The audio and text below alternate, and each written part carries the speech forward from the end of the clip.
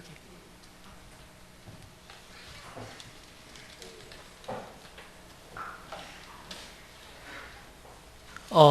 우리 아까 무선 마이크 주신다고 했는데 혹시 이게 무선 마이크인가요? 아니, 이걸로 하면 되나요? 방송실? 네, 알겠습니다. 근데 제가 이게 좀 이동하면서 할 수도 있어서 혹시 마이크 쥐고 할 수 있는 게 있으면 좋을 것 같은데. 일단은 우리 시작에 앞서서 한 1분 30초짜리 영상을 하나 보시고 시작을 하겠습니다. 미국에서는 1시간에 3명꼴로 마약에 중독된 아기가 태어납니다. 임신 중에도 마약을 하는 엄마 때문에 마약 중독자로 태어나 고통받는 신생아들의 실태, 박병일 특파원이 취재했습니다. 갓 태어난 아기가 사시나무 떨듯 두 다리를 쉴 새 없이 움직입니다. 마약에 중독된 채 태어난 겁니다. Like I was in labor, in the bathroom shooting heroin, about to give birth to my child. 임신 중에 복용한 마약은 고스란히 태아에게 전달됩니다. 팔다리 없이 태어난 기영아, 손바닥보다 작은 조사나, 엄마의 이기심과 무분별이 낳은 죄 없는 희생자들입니다. They have a characteristic piercing cry. They're very jittery, irritable. Sometimes they have seizures. 마약에 중독된 신생아는 금단 증후군으로 심한 고통을 받게 됩니다. 마약을 줄여가며 투여하는 치료를 한 달 넘게 견뎌내야만 살 수 있습니다. 미국에서 마약에 중독된 채 태어나는 아기는 한 해 2만 7천 명에 달합니다. 하루 73명, 1시간에 3명꼴입니다. 계속 늘고 있다는 게 더 큰 문제입니다. Heroin or other illicit opiates, but there's certainly an increase in the use of these medications during pregnancy. 특히 최근에는 플레카나 유사 펜타닐 등 $5도 안 되는 저가 마약이 급속히 퍼지면서 마약에 중독된 채 태어나는 신생아도 기하급수적으로 늘고 있습니다. 로스앤젤레스에서 SBS 박병일입니다.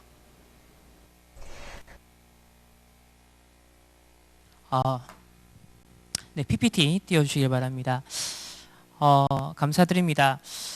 귀한 우리 랩넨트 또 사역을 하고 계시는 우리 사역자분들과 또 우리 부모님들과 함께 이 시대에 우리 랩넨트 사역의 중요한 의미와 또 얼마나 이 다락방 전도운동에 이 가치가 얼마나 소중한 것인지 오늘 특별히 또 문화 또 세계관이란 그런 주제를 가지고서 우리 함께 좀 나누고 또 기도 제목을 함께 나누는 그런 시간이 되었으면 좋겠습니다. 아까 영상에서 봤지만 이게 이제 작년에 나왔던 뉴스예요. 그러니까 가장 이제 최근에 있었던 일들인 거죠. 미국에 한 해 2만 7천 명 정도가 태어나면서부터 마약에 중독된 아이들로 태어나고 있다라는 이보다 더 비극이 과연 있을까? 결국은 우리가 무엇을 보고 듣고 읽고 경험하느냐 또 먹느냐 그것이 결과로 나타나는데 그것이 이 아이들은 이미 태어나면서부터 아니 어머니 뱃속에 있으면서부터도 자기 스스로 결정한 것도 아니고 선택한 것도 아닌데 그야말로 마약 중독이라는 운명 속에서 태어나서 저 금단 현상을 끊기 위해서는 줄이기 위해서는 마약을 조금씩 투여해서 그것을 줄여나가면서 치유한다라는 이런 말도 안 되는 상황이 지금 미국의 현장이죠.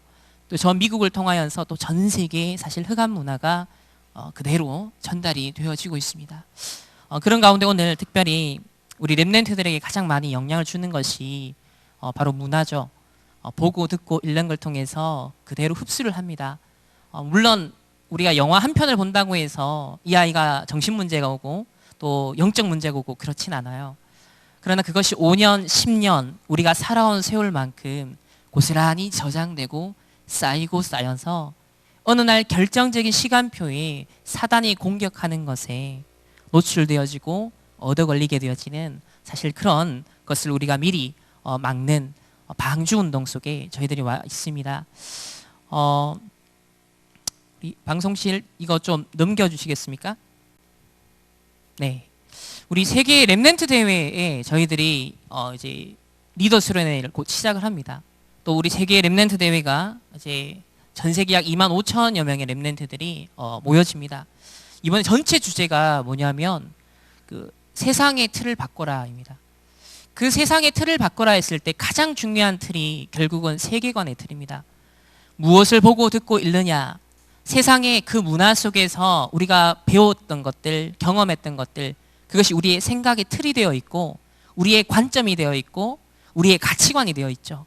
그래서 유 목사님께서 세상의 틀을 바꾸라 했을 때 어떤 면에서는 저 세상을 내가 바꿔보겠다, 그 의미보다 우리가 이때까지 세상 교육 받아왔고 세상에서 문화를 습득해왔고 그 모든 것들이 우리의 틀이, 내 생각의 틀이 사실 만들어 있죠.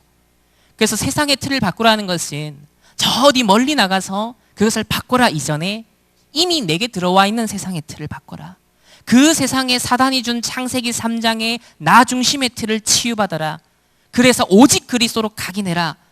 그 언약이 아마 이번 전도자를 통하여서도 저는 분명 선포되어질 것이다. 전 그런 기도 속에서 함께 인도를 받습니다. 다음이요. 사사기 2장 7절에 보면 그 이유에 대해서 말씀을 하고 있습니다. 우리 다 같이 한번 읽어볼까요? 시작.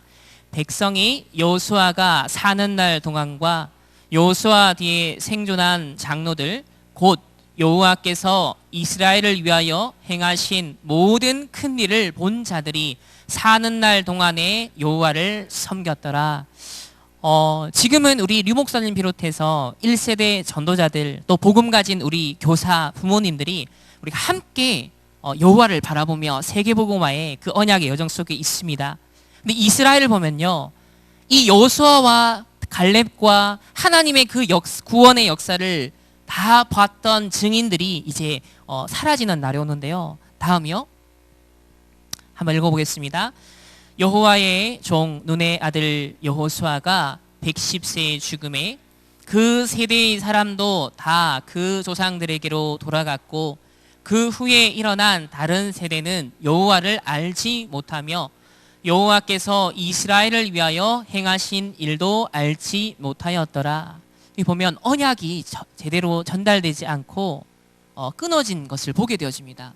이 이스라엘의 역사를 보면서 렘넌트 운동이 어떻게 해서 이 이스라엘 백성들이 분명 출애굽도 경험했고 가나안을 정복하는 그 과정 속에 들어간 이 이스라엘 백성들이 왜 이 언약 전달에 실패했을까?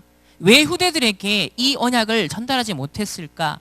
그 이유에 대해서 우리 다음 넘겨주세요. 시작. 이스라엘 자손이 여호와의 목전에 악을 행하여 바알들을 섬기며 다른 신들 곧 그들의 주위에 있는 세상의 신들을 따라 그들에게 절하며 여호와를 진노하시게 하였으되, 이스라엘이 가나안을 정복하고 그 현장에 이 오직 복음의 집중과 각인이 또 희석이 되면서 바알을 숭배하고 그 가나안 땅에 있는 다른 신을 섬겼다 했습니다. 다시 말하면 세상의 가치관을 따라갔다는 거죠. 세상의 세계관을 따라간 거예요. 세상의 문화, 세상에 보고 듣고 읽고 경험했던 보암직, 먹음직, 지혜롭게 할 만큼 탐스럽다, 그렇게 보이는 것들을 사실 따라갔던 거죠. 그래서 이 전쟁이 사실 저희들 앞에 놓여 있습니다. 아직까지는 유 목사님이 20년, 30년 앞으로 마지막 사역을 하시겠다, 건강만 받쳐준다면 분명 하나님께서 그렇게 하실 거예요. 근데 중요한 것은 바로 그 전도자 이후의 시대입니다. 그 전도자 이후의 세대들, 지금 이제 태어나서 자라는 그 아이들이 여전히 살아가야 될, 우리도 여전히 살아가야 될 바로 그 시대가 남아있는데, 과연 이 복음운동이 본질이 우리 후대들에게 그대로 전달되느냐, 아니면 이 이스라엘이 사사기 시대처럼 언약이 또 끊어져 버리고 또 많은 저주와 재앙의 소용돌이 속으로 들어가면서 그런 인생을 살아야 되느냐, 그 기로에 사실은 놓여 있습니다. 그렇다고 할 때 앞으로 남은 우리의 20년, 30년에 정말 집중해야 될 사역이 무엇인가, 우리의 자녀와 후대들과 함께 응답받아야 할 언약의 여정이 무엇인가가 오늘 우리가 나누게 될 사실 이 문화와 세계관이라는 것을 통하여서 우리가 함께 확인을 하고자 합니다. 결국 이 이스라엘의 후손들이 하나님이 원하시는 나의 것, 나의 현장이라는 나의 정체성, 나의 천명, 소명, 달란트, 사실 이걸요 놓쳐버렸어요. 그 결과 세상 교육을 따라가고요, 세상 성공을 따라갔고요, 세상의 문화를 따라갔고요, 결국 사단이 준 가치관, 세계관을요 그대로 수용하고 본인이 눈치도 못 채는 사이에 어떤 면에서는요, 거기에 익숙해져서, 거기에 노출되어져서 나도 모르는 사이에 그 운명의 길을 가고 있었다라는 것. 이 사사기를 우리 거울로 삼고 발판을 삼아서 우리의 이 렘넌트 운동이 이러한 길을 가지 않도록 하는 것에 사실 우리 교사와 언약을 전달해야 할 우리 부모님들의 기도가 모아져야 할 부분인 것 같습니다. 다음이요. 그래서 어쩌면 오늘이 또 이번 여름이 우리 렘넌트들에게 또 우리 자신들에게 첫 번째 기회입니다. 또 마지막 기회이며 그것이 영원한 기회가 될 수도 있습니다. 정말 하나님이 주신 것으로 각인시키고 뿌리내리며 체질하는 이것과 사단이 준 것으로 우리의 상처와 또 흑암의 문화와 또 각종 세상의 틀린 사상과 이념과 세계관과 가치관을 사단은 끊임없이 심거든요. 이 끊임없는 영적 세계관 전쟁이 사실 치열하게 24시 진행이 되고 있습니다. 그렇다고 할 때 전도자는요 그랬습니다. 이 렘넌트 때 모든 영적 문제와 모든 것들이 각인될 수도 있고 이 렘넌트 때 모든 것을 축복으로 바꿀 수도 있다. 이 절호의 기회를 정말 놓치지 말고 이번 여름에 렘넌트들의 각인을 치유해주는 복음을 각인시키고 이 복음을 붙잡고 기도할 수 있는 렘넌트로 만들라. 그런 미션을 저희들에게 주셨습니다. 다음이요. 그래서 우리 세계관 그러면 되게 어려운 말 같고 뭔가 학문적인 철학적인 말처럼 들리지만 다른 게 아니죠. 세계관, 세상을 어떻게 보느냐입니다. 이 세상을 우리가 어떻게 이해를 하고 판단을 하고 그렇게 보느냐는 거죠. 그래서 마치 이 그림에 나온 것처럼 우리가 어떤 색깔의 안경을 끼고 보느냐에 따라서 세상이 그렇게 보이죠. 만약에 빨간색 안경을 끼고 보면 세상이 다 빨갛게 보이고요. 파란색 안경을 끼고 보면 세상이 다 파랗게 보일 겁니다. 마찬가지로 복음 가진 전도자요, 렘넌트인 우리는 어떤 눈으로 세상을 봐야 할까요? 전도자의 눈으로 봐야 됩니다. 렘넌트의 눈으로 봐야 됩니다. 도대체 구체적으로 그게 어떤 의미가 있을까요? 다음이요. 자, 제가 퀴즈를 내겠습니다. 이 그림을 한번 자세히 한번 보세요. 무엇이 보이십니까? 무엇이 보이세요? 자, 크게 보면은 고양이처럼 보이죠? 또 자세히 중심을 보니까 뭐가 보이나요? 쥐인지, 아까 우리 렘넌트는 다람쥐라 그랬는데 굉장히 기발한 생각이었습니다. 자, 쥐, 다람쥐, 그게 보여요. 다시 말하면 내가 어디에 초점을 맞추고 어디에 집중하느냐, 어디에 기준을 두느냐에 따라서 보이는 게 달라요. 다음이요. 또 뭐가 보이세요? 자, 잔이 나왔습니다. 또 그쵸, 두 얼굴이 아마 남자 여자인지 모르겠지만 지금 입맞춤 하기 직전에 그런 지금 모습이에요. 자, 다음이요. 여기서는 뭐가 보이세요? 크게 보면은 약간 할머니처럼 좀 나이가 든 우리 할머니가 보이기도 하고요. 또 자세히 보면은 뭐가 보이세요? 할아버지가 보여요?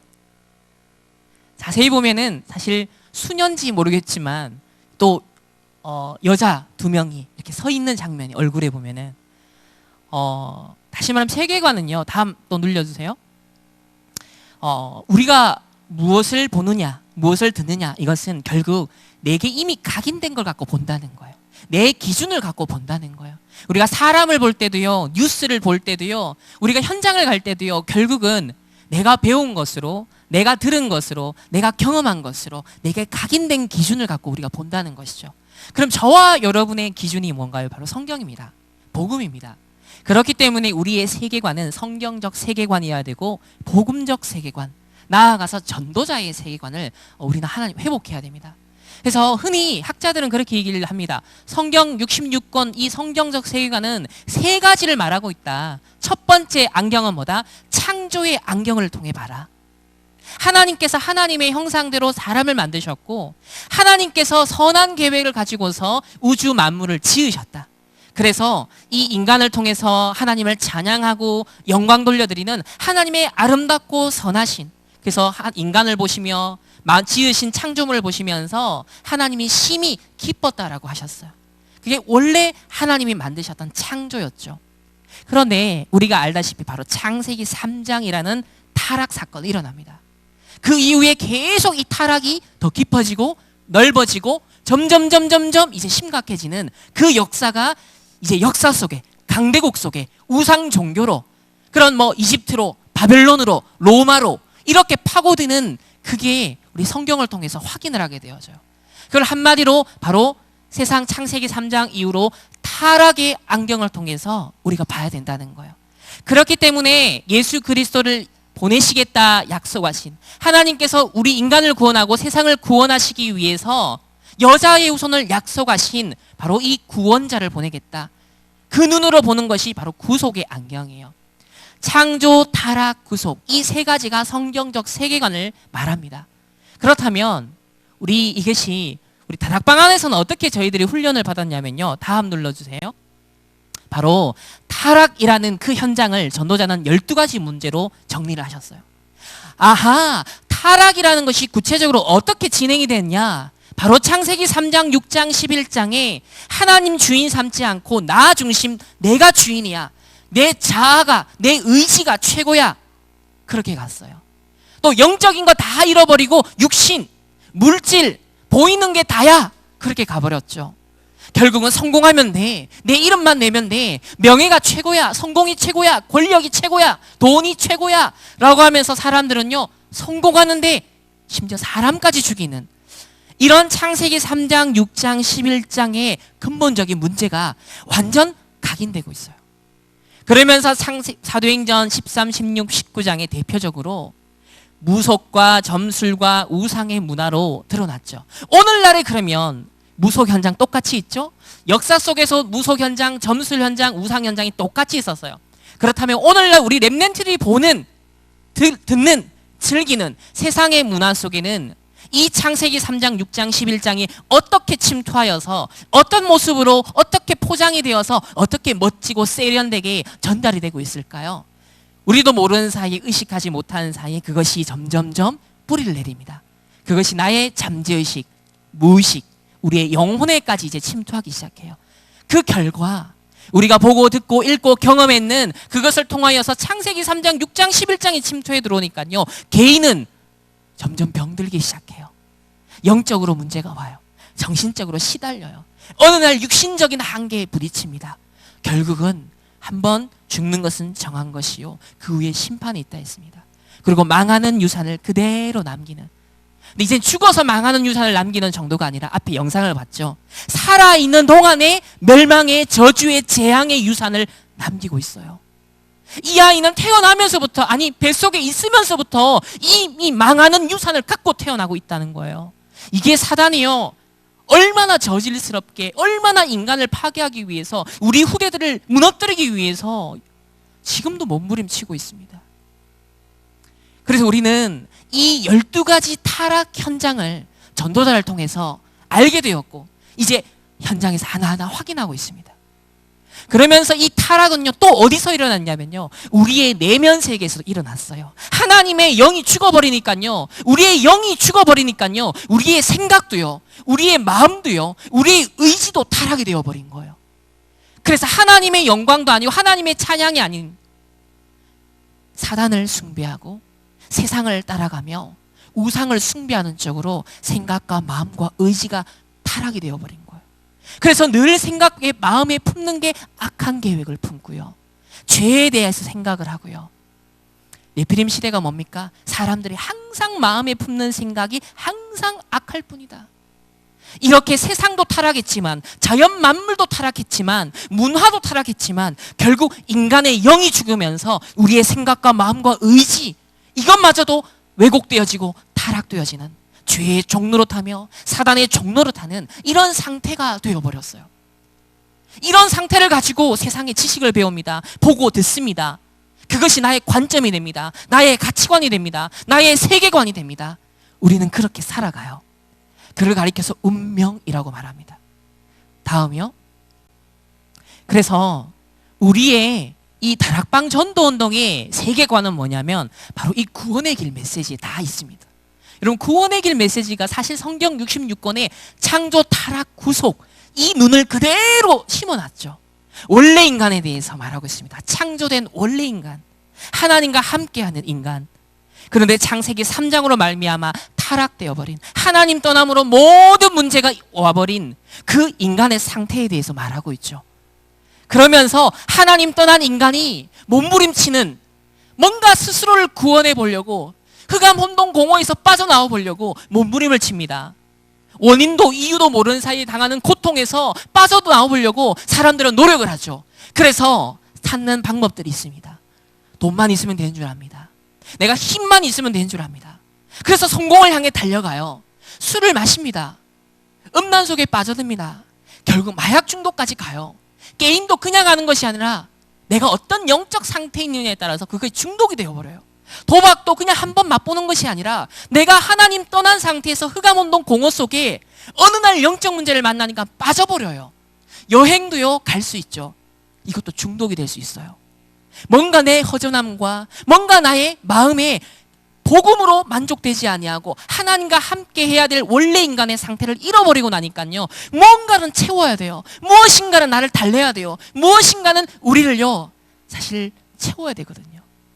이렇게 먹방이 왜 이렇게 뜰까요? 결국 육신적인 쾌락, 육신의 재미, 아무것도 아닌 것 같지만요, 근본을 보면 인간은요, 하나님 아닌 다른 것으로 계속 채울 수밖에 없어요.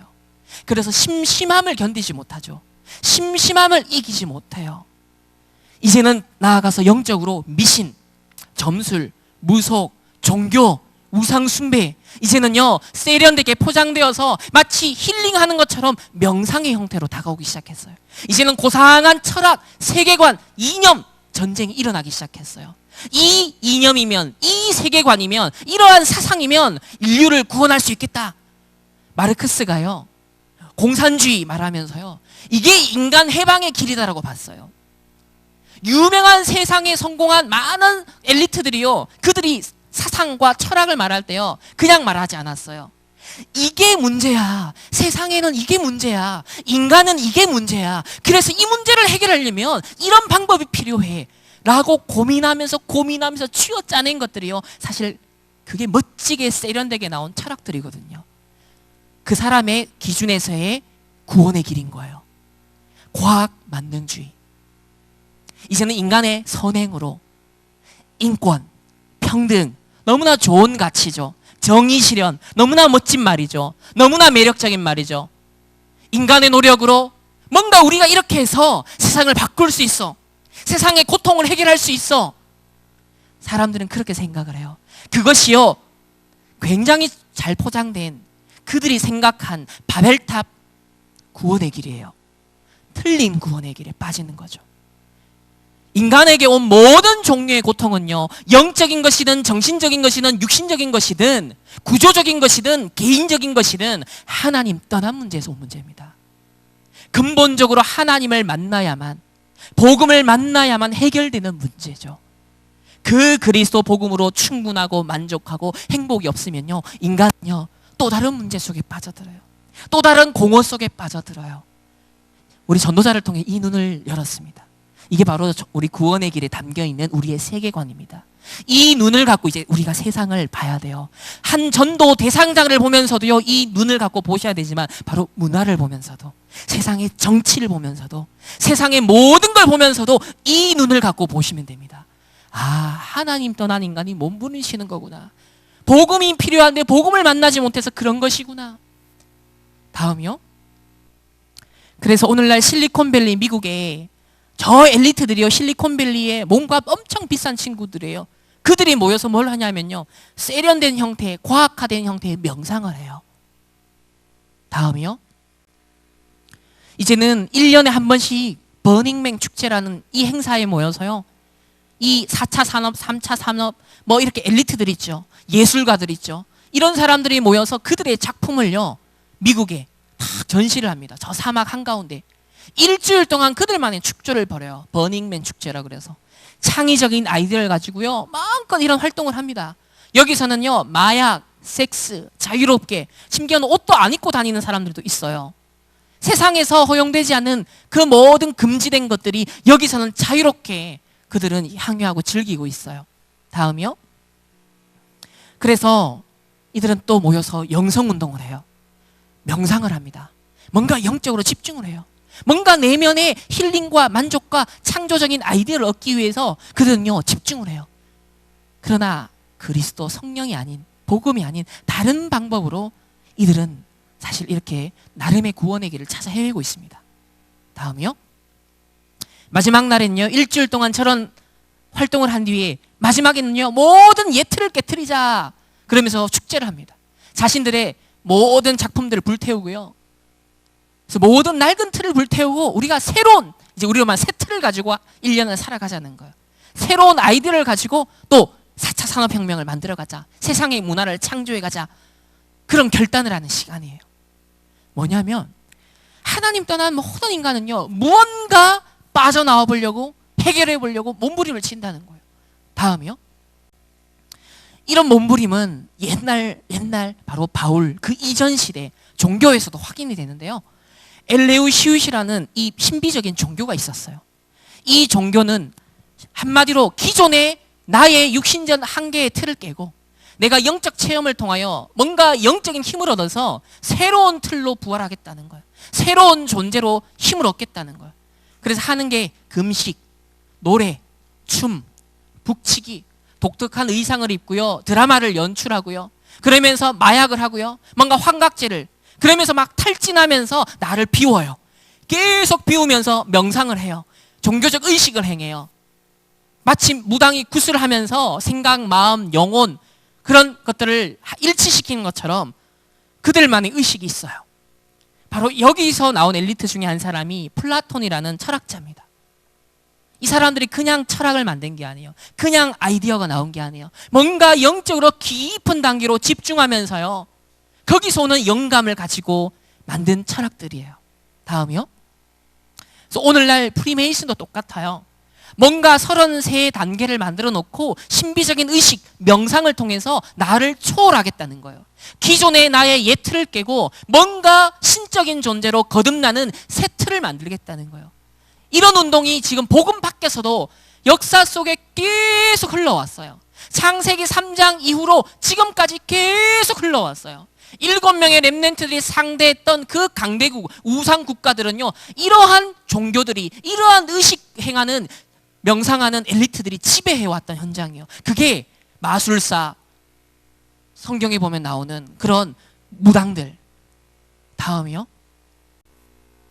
그래서 이 내용을 보면요, 프리메이슨이 왜 그러면 이런 신비주의에 빠지느냐, 왜 그들만의 구원의 길을 그렇게 하느냐, 이렇게 말합니다. 인간은 늘 잃어버린 뭔가를 찾아 헤맨대요. 그 뭔가 잃어버렸다는 거죠. 인간의 뭔가 완전했는데 잃었다는 거예요. 그래서 명상을 통해서 나 안에, 아, 내가 문제가 있구나, 내가 잃어버린 것이 있구나, 내가 비어진 것이 있구나, 아, 이걸 채워야 되는데 어떻게 채우지, 어떻게 찾지, 고민을 한 겁니다.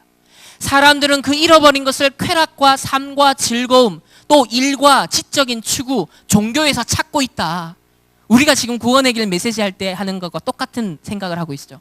그러면서 우리는 프리메이슨에서 찾고 있다. 그러면서 놀라운 말을 합니다. 원래의 인간을 상실한 비극적인 사건. 뭡니까? 하나님의 형상을 잃어버린 창세기 3장 사건. 그래서 진정한 본성, 하나님의 형상을 잃어버린 그 상태로 우리가 이 땅에 살게 되었다. 그래서 육체적인 한계에 갇혀버렸다. 그래서 이 한계의 틀을 깨고 우리가 완전한 원래 인간을 회복하자. 그래서 프리메이슨의 의식이 나왔던 거예요. 하나님 떠난 저 엘리트들이 매료될 수밖에 없는 거예요. 뭔가 있어 보이게 만들거든요. 굉장히 대단한 것처럼 막 건물 만들어서 하니까요, 성공자들 막 거기 다 가니까요, 따라갈 수밖에 없는 거죠. 본질은 똑같습니다. 하나님 떠난 인간들의 상태가.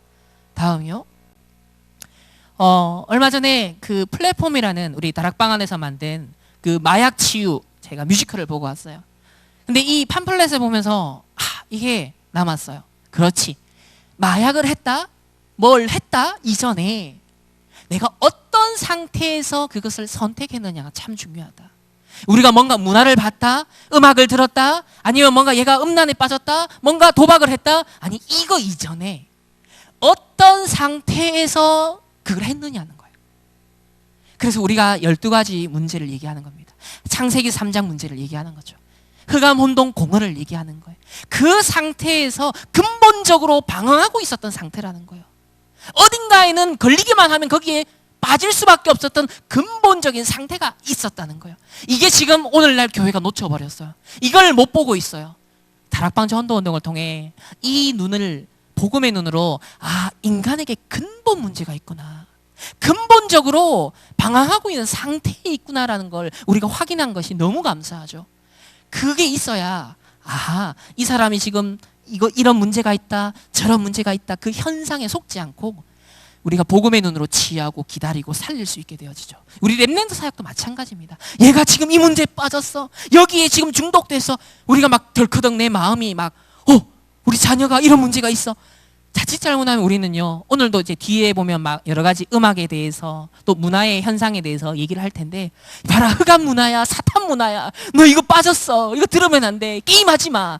자, 이렇게 잔소리로 나가버리면 어떻게 될까요? 이 아이의 임시적인 구원의 길을 막는, 사실 그 뭡니까, 복음을 가지고서도 우리 렘넌트들이요, 본인이 갖고 있는 영적 문제가 있을 수 있어요. 방황하고 있는 어떤 문제가 있을 수 있어요. 왜? 얘가 충분히 복음으로 아직 누림이 안 되고 있고, 복음으로 충분한 답을 얻지 못하고 있고, 그 복음이 내게 행복이 아닌데, 아직 지식일 뿐인데, 그러니까요, 세상에 흑암의 문화에 매력적이게 포장되고 아름답고 위안을 주고 언뜻 힐링을 주는 거 빠질 수밖에 없어요. 우리는 그 근본 상태를 우리가 긍휼히 여기는 마음으로 볼 수 있는 것이 부모님과 우리 사역자들이 가장 가지고 있어야 되는 부분인 것 같습니다. 다음이요. 그래서 혼동, 공허, 흑암, 뭐 어떤 엘리트도, 어떤 대단한 사람도 사실은 근본적으로 이 부분이 있다라는 것을, 그래서 문화 속에도 혼동과 공허와 흑암이 그대로 흘러가고 있다라는 것. 다음이요. 그래서 창세기, 오늘은 뭐 많은 얘기보다는 창세기 3장에 일어났던 그 사건이 오늘날 문화 현장에서 어떻게 재현되고 있는지, 어떻게 업그레이드가 되고 있고, 어떻게 세련되게 포장이 되어져서 이렇게 나타나고 있는지, 그 부분을 보면서 사실 우리 다락방 메시지는요, 이미 답이 나와 있어요. 오늘 이 시간에는 새로운 답을 우리가 듣기 위해서 예배를 드리고 우리가 뭐 수련을 하는 게 아니죠. 이미 우리에게 주신 완벽한 답, 완전한 답, 그것이 왜 하나님이 우리에게 주셨는가, 왜 세상에 필요한가, 그걸 정확하게 보면 볼수록 우리가 가진 답이, 유일한 답이구나, 이 복음이 유일한 것이구나, 같이 발견하는 것이 우리에게 필요하죠. 불신자에게는 새 생명을 얻는 복음이 필요합니다. 그러나 이미 구원받은 저와 여러분, 특별히 우리 렘넌트는요, 어릴 때부터 복음 지겹게 들어왔어요. 지식적인 복음도 잘 알고 있어요. 조금 연습하면 구원의 길도 할 수 있어요. 더 중요한 것은 왜 이 복음이 진짜 답인가, 왜 그것이 내게, 저 세상에, 저 사람에게 답일 수밖에 없는가에 대한 당위성, 당연성, 필연성, 절대성을 어떻게 우리가 보여주느냐, 그것을 발견하느냐, 이게 포럼이에요. 이게 우리가 진짜 앞으로 해야 될, 미션홈에서 해야 될 사역인 것이죠. 그래서 창세기 3장 4절 5절 한번 읽어보겠습니다. 뱀이 여자에게 이르되 너희가 결코 죽지 아니하리라. 너희가 그것을 먹는 날에는 너희 눈이 밝아져 하나님과 같이 되어 선악을 알 줄 하나님이 아심이라. 하나님과 같이 되어, 사단이 속였던 그 말에 결국 최초의 인간들이 넘어가 버리고 말하죠. 다음이요. 그러면서 그 특징이 나오는데요. 보니까요, 일단 본 거예요. 하나님의 언약의 말씀을 놓친 상태에서 말씀의 세계관을 놓쳐버리니까요, 복음의 가치관, 이 언약이 얼마나 소중한 것인지 중요한 것인지에 대한 가치관을 놓쳐버리니까요, 하나님이 먹는 날에 정령 죽으리라, 하나님의 언약을 상징하는 선악과를 봤는데 그 나무를 본즉 먹음직, 보암직, 지혜롭게 할 만큼 탐스럽게도 굉장히 매력적이었다는 거예요. 굉장히 멋져 보였다는 거예요. 결국 먹고 남편도 같이 먹게 되어집니다. 다음이요. 그러면서 중요한 이제 내용이 나오는데요. 그들의 눈이 밝아져 자기들이 벗은 줄 알고 이제 수치를 느낀 거예요. 내가 이런 결함이 있구나, 내가 이런 약점이 있구나, 이런 수치. 그래서 뭘 지어 입냐면요, 무화과 나무 잎을 엮어 치마로 삼는 거예요. 이게 오늘날 세상의 모습이에요. 하나님 떠난 인간에게 나타날 수밖에 없는 우리 인간이 갖고 있는 약점들이 있어요. 우리가 갖고 있는 근본적인 문제가 있어요. 근본적인 한계가 있어요. 우리는 그 수치를 가리기 위해서, 그 수치심을 극복하기 위해서 온갖 것들로 치마를 삼습니다. 그러나 이 무화과 나무 잎은요, 금방 메말라 버려요. 오늘날 세상의 문화는요, 보고 듣고 읽고 즐기는 것 같지만요, 갈증이 더 와요. 그 내 공허한 마음을 달래기 위해서 뭔가는 하는데 무화과 나무 잎으로 가리는 치마로밖에 안 되는 거예요. 그게 바로 창세기 3장 문화의 특징입니다. 그런데요, 사단은요, 이런 한계가 있는 것임에도 불구하고요, 눈이 밝아 네가 하나님처럼 된다, 보암직 먹음직 지혜롭게 할 만큼 탐스럽기도 한지라, 이렇게 접근해 들어온다는 거죠. 다음이요. 그래서 특별히 전도자를 통해서 오늘날 중독 시대를 대비해라, 이념 시대를 대비해라, 결국은 정신병 시대에 올 수밖에 없다, 이런 말씀을 어떤 경로, 어떤 통로를 통해서 결국 이 현상이 나타날 수밖에 없는지를 몇 가지 사례를 확인하겠습니다. 다음이요. 미국에서 얼마 전에 게임기를 빼앗았다라고 해서 아버지에게 총을 쐈어요.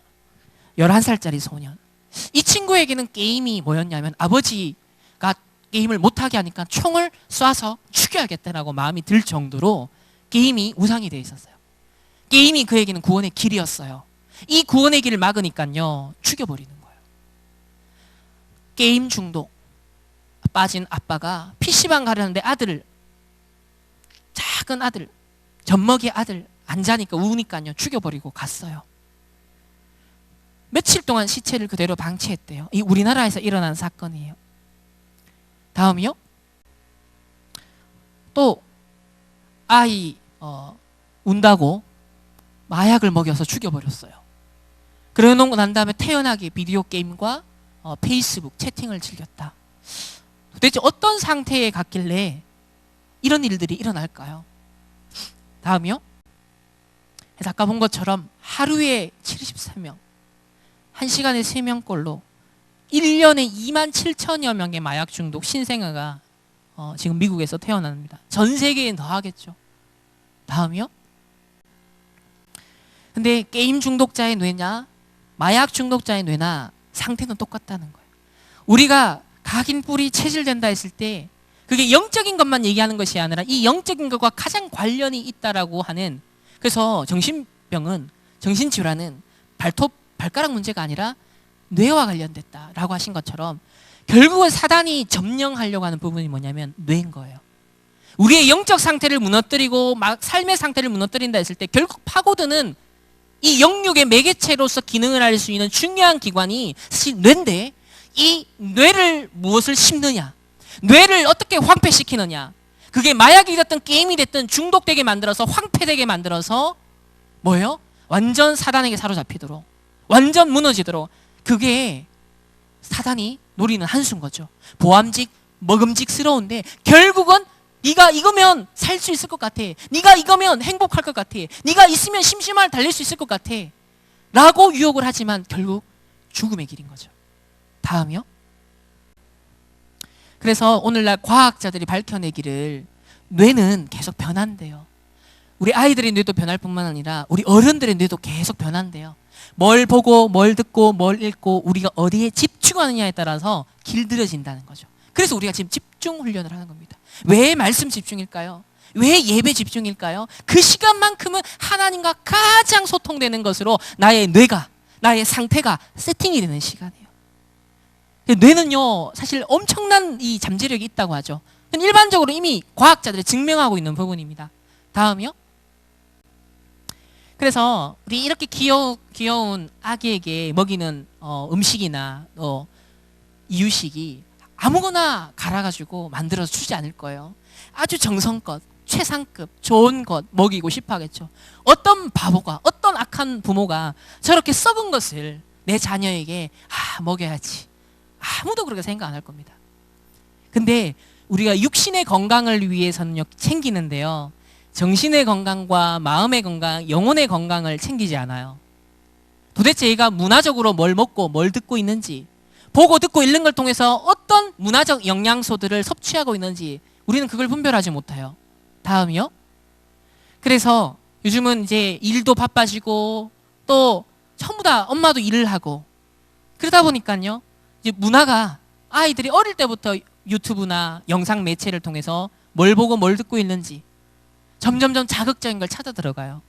그래서 팝콘 브레인이라 그러죠. 팝콘이 톡톡 튀는 것처럼 자극을 주지 않으면, 뇌에 어떤 특별한 자극을 주지 않으면 애들이 반응하지 않는, 관심을 끌지 않는, 그러니까 점점 뇌가 이런 상태가 오늘날 이제 우리나라, 특히 우리나라는 이런 상태로 지금 가고 있어요. 다음이요. 그래서 우리 맞벌이 부부가 이미 많은 이런 시대에 홀로 방치되어 있고 홀로 외로움 가운데 그들에게 부모가 되어주고 있고 친구가 되어주고 힐링을 주고 있는 그 대상이 누구냐면 바로 아이돌이에요. 대표적으로. 그래서 힘들 때 위로를 주고 웃음을 주는 존재다. 초등학교 6학년의 얘기입니다. 이게 몇 년 전에 이제 조사를 했던 거라서요. 만약 엑소가 없으면 하루하루가 슬프고 힘들 것 같다. 한마디로 엑소는 나의 활력소와 가족과 같은 존재다. 또 힘든 삶에 대한 보상이다. 스트레스가 풀리는 마법이다. 나에게 아이돌이란 쓰레기통이다. 왜냐하면 내 스트레스를 해소해 주니까. 슬플 때 마음을 토닥여주는 존재다. 그러니까 어른들이 지금 말하는 게 아니라 아이들도 스트레스를 받고 있대요. 초등학교 5학년이 내 스트레스를 해소해줘서 엑소 가수가 너무 좋다는 거예요. 그러니까 자기들 시기에, 이 아이들 시기에 그 나름의 삶에 문제가 있고 어려움이 있고 스트레스가 있다는 거예요. 뭔가 공허하고 뭔가 위로를 필요하는 현장이 있다는 것이죠. 근데 이 친구들의 이런 세상의 문화가 다시 힐링이 되고 뭔가 자기를 풀어헤칠 수 있는, 스트레스를 해소해주는 하나의 구원의 길이 되고 있다는 거예요. 다음이요. 특별히 오늘날에는 한 3년 전부터죠.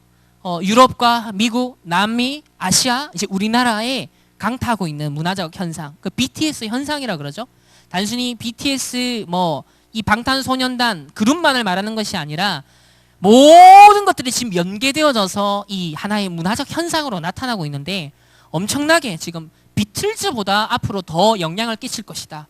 그 정도로 영향을 주고 있습니다. 저도 지금 한 3개월째 매주 월요일마다 초등학교 현장에 캠프를 가는데 설문조사를 만들었어요. 새로 만들어서 그 설문조사 때마다 확인하는 게 얘네들이 뭘 보고 뭘 듣고 뭘 읽고 뭘 경험하고 있는지를 서론적으로 파악하기 위해서 그런 항목들을 넣어놨어요.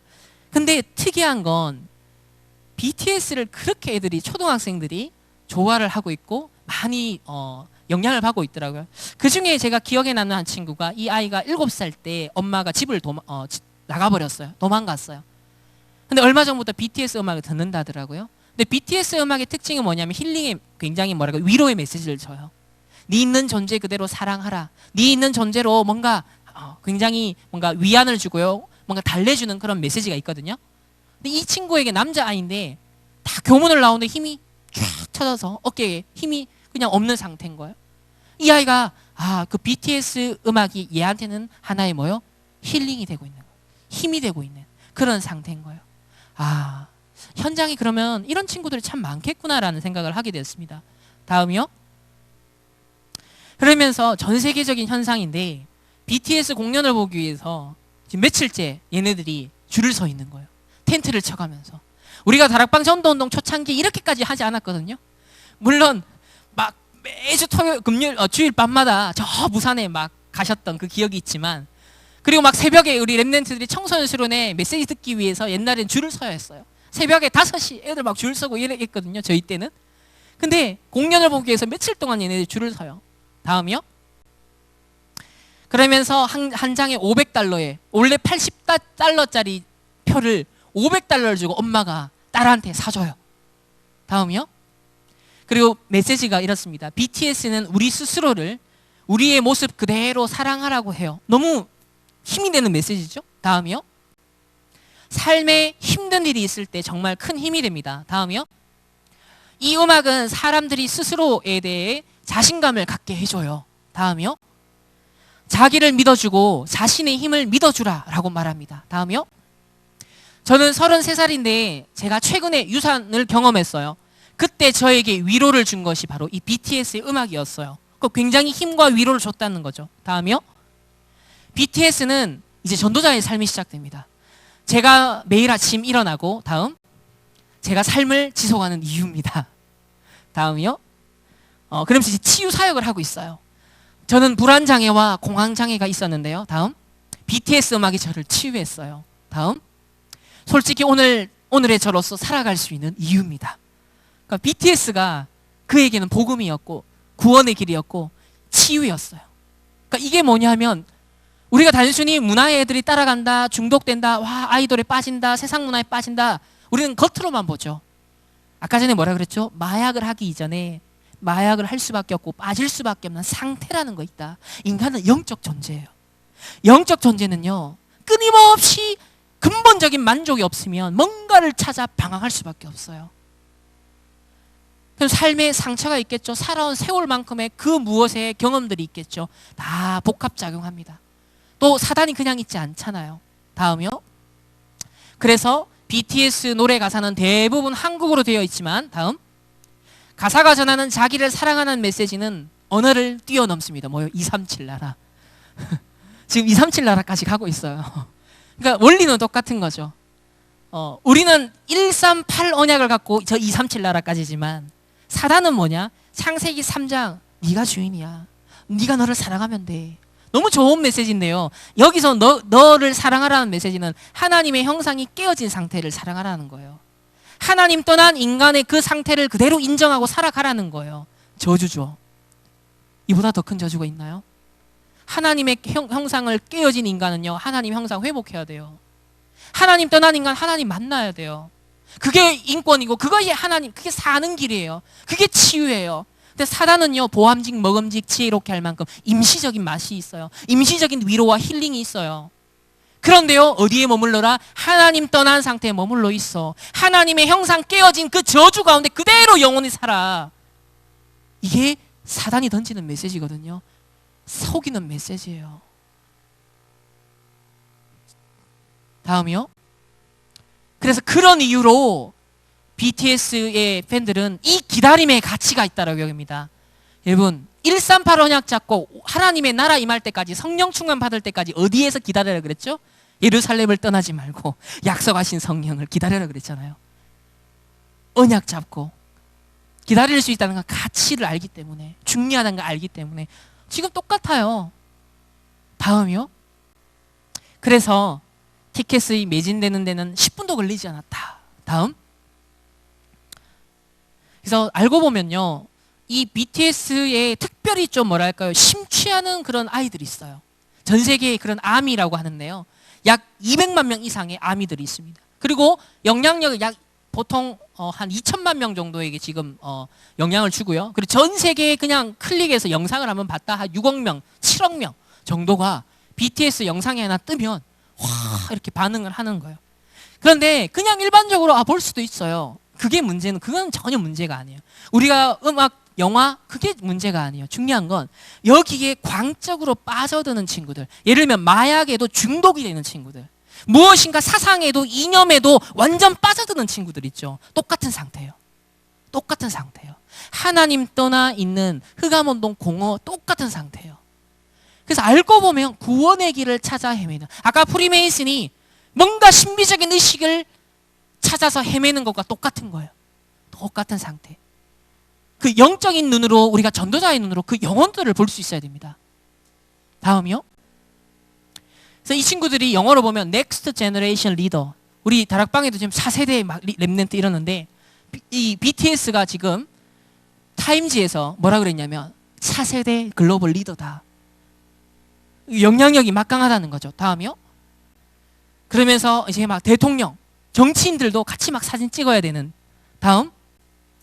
심지어는 작년인가요? 유엔에 가서 연설까지 했습니다. 아니, 일개 아이돌 그룹이 지금 전 세계 지도자들 앞에서 연설을 해요. 그럼 그 연설 내용이 뭐냐면요, 다시 말하면 애가 태어나서 자라나면서 점점점 어린아이의 그 순수성을 잃어버리고 부모님의 말, 교회에서 하는 말, 세상에서 하는 말, 저 뭐야? 더 나은 네가 돼야 되고, 너는 이래야 되고 저래야 되고, 너는 성공해야 되고 돈을 많이 벌어야 되고, 너는 이래야 돼라는 어떤 기준과 잣대가 자꾸 나를 갉아먹는다는 거예요. 나의 목소리를 잃어버리게 만든다는 거예요. 나의 존재감을요 자꾸 위축시킨다는 거예요. 그러니까 내가 좋은 대학 못 가면 내가 위축될 수밖에 없고, 그 틀에 묶여 있지 말고 해방돼요. 네 있는 모습 그대로 사랑해. 동성애자면 어때? 그냥 네 있는 그대로 사랑해. 그래서 모든 걸 초월해서 어떤 틀에 묶이지 말고 네 있는 자신 그대로 사랑하라는 그 메시지를 던졌어요. 전 세계에 열광할 수밖에 없죠. 다음이요. 그래서 이 BTS라는 랩넨트들을 키운 랩넨트 사역자가 있습니다. 그 사람이 바로 빅히트 엔터테인먼트의 방시혁 씨예요. 서울대 미학과 철학과를 졸업했습니다. 근데 그 사람이 공부한 내용은 이런 거예요. 모든 틀을 깨워부숴. 모든 것을 해체시켜버려. 모든 기존에 있는 질서를 박살내버려. 이게 이제 포스터 모더니즘이 해체주의 이런 철학을 공부한 사람이에요. 그래서 미학, 뭐가 아름다운 것이냐, 뭐가 인간에게 있어서 아름다운 것이냐, 기존에 아름답다라고 말하는 그 틀을 깨라는 거예요. 그게 미학이에요. 그래서 우리 성경에서 말하는 미학은 뭐예요? 하나님의 형상대로 회복하는 게 아름다운 거예요. 그게 선한 거예요. 근데 사단이 말하는 미학은 뭐냐면요, 네가 하나님처럼 될 수 있어. 네가 하나님 없이도 잘 될 수 있어. 그래서 하나님을 떠나버려. 복음도 필요 없어. 네가 주인돼. 네가 네 스스로 살아가면 돼. 네가 너를 사랑하면 돼. 그게 아름다운 거야. 그게 선한 것이야. 이게 사단의 기준이거든요. 세상에서 말하는 그 미학의 기준은 그런 거예요. 그래서 모든 걸 해체시켜버리라는 해체주의, 포스트 모더니즘 이런 철학을 공부한 사람이 바로 방시혁 씨입니다. 다음이요. 그래서 이 방탄소년단은 노래를 그냥 만든 게 아니라 내면의 이야기예요. 그들의 스토리예요. 그들의 세계관이에요. 그들의 가치관이에요. 그래서 열광합니다. 다음이요. 그런데 이들의 노래를 바탕으로 한 노래의 뼈다가 되는 그런 세계관의 원천이 뭐냐, 소스가 뭐냐면 바로 이런 유명한 헤르만 헤세의 데미안과 같은 이런 소설책이에요. 근데 이 책의 핵심은 뭐냐면 네가 어른이 되고 성장을 하려면 너의 자아를 실현하고 완성시키려면 악한 것도 경험할 수 있어야 된다. 그래서 악마와의 만남을 통하여서 성장할 수 있다라는 것을 다루고 있습니다. 다음이요. 그래서 이 내용을 가지고서 이 세계관을 바탕으로 해서 만들어진 앨범이 이 윙스라는 앨범이에요. 그러면서 You Never Walk Alone이라는 또 다른 앨범이 나왔는데요. 거기에 실려있는 첫 번째 곡이 있습니다. 다음이요. 바로 인트로 곡인데 Boys Meet Evil, 다시 말하면 이 소년들이 악마를 만났다라는 거예요. 그래서 영상에도 순간순간 뭐 악마의 날개를 달고 또 이런 알약이라든지 또 술에다가 뭔가 약을 막 타는 장면이라든지 그리고 눈이 이제 파랗게 변하는 각성되는 장면이라든지 그게 뭐 명상을 하든 마약을 하든 뭐 약물을 하든 무엇이 됐든 악마를 만나든 뭐요? 각성한다는 거죠. 다른 존재로 뭔가 태어난다는 거예요. 아까 말한 프리메이슨이나 아까 전에 그런 신비적인 종교를 행하는 것과 똑같은 거예요. 그들이 흘러오는 것은 뭐다? 기존의 나를 벗어버리고 새로운 나로 거듭나자는 거죠. 아까 데미안도 같은 겁니다. 네가 자아를 완성하려면, 자아를 더 뛰어나게 만들려면 뭐 하다? 악마를 만날 수 있다. 그것도 나쁜 게 아니라는 거예요. 그래서 Boys Meet Evil, 소년들이 악마를 만났어라는 게 첫 번째 곡이에요. 자, 일종의 만났다라는 거 뭐예요? 우리가 예수 그리스도를 만나면 영접하는 거죠. 하나님을 만나 영접하는 거잖아요. 마찬가지예요. 첫 번째 인트로가 악마를 만나다. 이제 악마의 영접 단계인 거죠. 다음이요. 그 내용을 보시면 그대로 나옵니다. 알고 있어. 다 이 사랑은 악마의 또 다른 이름. 자, 첫 번째 가사에서 밝힙니다. 러브라는 것은, 사랑이라는 것은 악마의 또 다른 이름이다라고 말해요. 하나님이 세상을 이처럼 사랑하사 할 때 그 사랑이 아니죠. 네가 하나님처럼 될 수 있어 라고 하면서 하나님의 형상을 깨는 사단이 던지는 메시지는요, 그들이 던지는 메시지는요, 악마의 또 다른 이름이다. 그러면서 그 욕심이 지옥을 부르는 나팔이 될지는, 또 미치도록 좋았지, 달콤함에 중독된, 죄송합니다, 제가 읽진 않겠습니다. 놓치긴 싫어서 악마의 손길을. 그래서 too bad, 이건 너무 나쁜 거지만 too sweet, 너무 달콤해. 보암직, 먹음직, 지혜롭게 할 만큼 탄스럽게도 too sweet한 거예요. 그러나 하나님을 떠나면요, 죽음이잖아요. 세상의 창세기 3장 속에서 나온, 거기서 모티브를 얻은 모든 문화는 동일합니다. 유형이 똑같아요. 그래서 이 앨범에서 첫 번째 곡이 이 어떤 면에서 악마와의 만남, 일종의 악마를 영접하는 그런 기도문과 같은 거죠. 사실 이 앨범, 이 노래 이후로 전 세계 히트를 치기 시작합니다. 다음이요. 그래서 이 메인 곡 중에 하나가 바로 피땀 눈물이에요. 이 앨범에서 이제 데미안 아까 소설책을 모티브로 해서 악마를 만나는 그 장면을 말하고, 그리고 악마와의 만남 속에서 한 뭐랄까 주문을 그게 피땀 눈물이라는 게 일종의 주문과 같은 거예요. 다음이요. 가사를 보시면 피땀 눈물 다 내 몸도 마음도 영혼도 다 가져가라. 이게 너의 것이다. 이것이 나를 벌받게 할 주문이다. 너의 날개는 악마의 것이다. 너의 그 달콤함 앞에는 쓴맛이 있다. 키스해. 아파도 돼. 어서 날 조여줘. 취해도 돼. 이제 너를 들이켜. 깊숙이 너라는 위스키를. 아파도 돼. 날 묶어줘. 내가 도망칠 수 없게. 꽉 쥐고 날 흔들어줘. 내가 정신 못 차리게. 둘만의 비밀. 너라는 감옥에 중독돼 깊이. 네가 아닌 다른 사람 섬기지 못해. 알면서도 삼켜버린 독이 든 성배. 나를 부드럽게 죽여줘. 너의 손길로 눈을 감겨줘. 거부할 수조차 없어. 도망갈 수조차 없어. 네가 너무 달콤해. 아까 그 인트로 곡은 보이즈 밋 이블은 뭐 일종의 영접하는 메시지죠. 여기서는 뭐예요? 각인 뿌리 체질되는 메시지예요. 중독되는 거예요. 완전 굉장히 달콤하다는 거예요. 이게 엄청 쓴 거지만 결국 나를 죽이는 것이지만 너무 달콤하다는 거예요. 다음이요. 그래서 이 뮤직비디오에 보면 압생트 술을 마시는 장면이 나옵니다. 도수가 80도 정도 됩니다. 마시면 이제 환각 일종의 그 18세기의 예술가들이 영감을 얻기 위해서 새로운 아이디어를 얻기 위해서 먹었던 술이에요. 일종의 마약과 같은 그런 술입니다. 다음이요. 그래서 이 장면에서 이제 RM이라는 친구가 술을 이제 이 압생트 술을 만들어서 마시는 장면이에요. 그러면서 니체가 한 말이 이렇게 나와요. 춤추는 별을 잉태하려면 반드시 스스로 내면의 혼돈을 지녀야 된다. 다시 말하면 네가 성공하려면, 네가 자아를 실현하려면, 네가 대단한 어떤 인물이 되려면, 뜨는 별이 되려면 스스로 내면의 혼돈을 지녀야 된다. 네가 하나님처럼 되려면 선악과 따먹으면 보암직, 먹음직. 그러나 네가 하나님처럼 될 수 있어. 사실 같은 니체 역시도 어떤 철학자였죠? 신은 죽었어.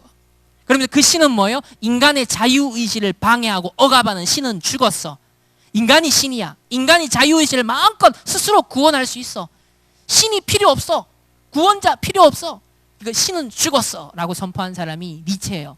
사실 다 같은 흐름이죠. 니체도 프리메이슨이었거든요. 그 니체나 이런 많은 철학자들, 데미안을 쓴 헤르만 헤세 역시 프리메이슨이었어요. 그러니까 똑같이 뭔가 창세기 3장 속에 자기를 초월하려고, 뭔가 신이 되어보려고 몸부림을 쳤던 사람들의 세계관이 똑같아요. 근데 이 BTS가 지금 전 세계를 강타하는 배경에는요, 사실은 이 창세기 3장 세계관을 기가 막히게 찾아낸 거예요. 그러니까 기가 막힌 영감 속에서 표현을 하고 있어요. 너무 잘생기고 춤도 너무 잘 춰요.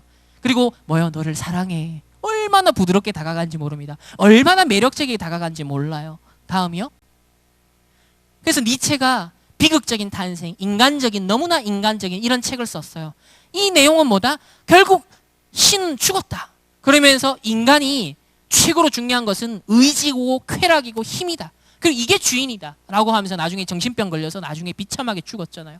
다음이요. 그러면서 Love Yourself, 네 자신을 사랑해라는 그 앨범이 또 전 세계적인 히트를 칩니다. 그 앨범의 모티브가 된 게 바로 에리 프롬이라는 철학자가 쓴 사랑의 기술이라는 거예요. 제가 이 책을 읽었잖아요. 이 책을 읽으면서 제가 깜짝 놀랐습니다. 완전 구원의 길 메시지예요. 뭐냐면 이 에리 프롬이 이런 얘기를 해요. 원래 인간은 완전했다는 거예요.